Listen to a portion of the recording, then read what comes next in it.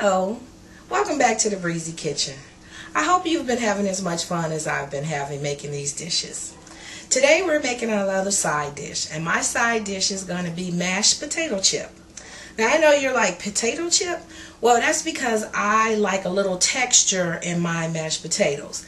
And usually when it's mashed potatoes, then it's just mashed. And then if you have scallop, then it's a little bit more work than what we're used to, because this is the Breezy Kitchen, so we want to make it as breezy as possible. Now today we're cooking with Philadelphia vegetable cream cheese. So I've already done the potatoes, and the potatoes have been cooked. It was 4 cups, which is about 6 potatoes. And in the potatoes, I've drained and strained them. Also, for our potato chips, I've cut the potatoes, the regular potatoes. I took the skin off, and I made it really thin, so you can have a little crunch. So now we're going to mash these potatoes, and the ingredients we're using today is a half a teaspoon of granulated garlic, a half a teaspoon of crushed crushed pepper and dill, and a half a cup of milk. We might not need as much milk because the Philadelphia cream cheese adds a lot of texture and gives you that creamy feeling. So I'm going to mash these, and then we'll come right back and see where we're at. Okay, so now we've mashed the potatoes, and now we're adding 8 ounces of Philadelphia Veggie cream cheese, and we let that sit out a little bit so we can work with it. So we're going to mix that in, and now I'm adding the garlic, black pepper, and the dill.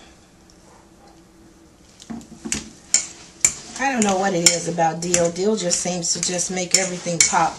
You notice in a lot of my dishes I use dill. Okay, so now we have that mixed in.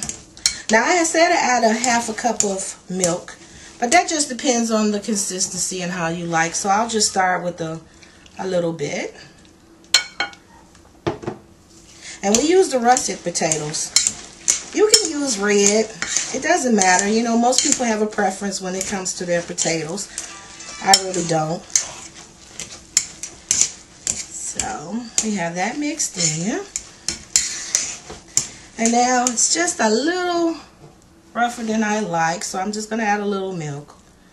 We don't want it to be too loose, because remember, we're still going to add the potato chips.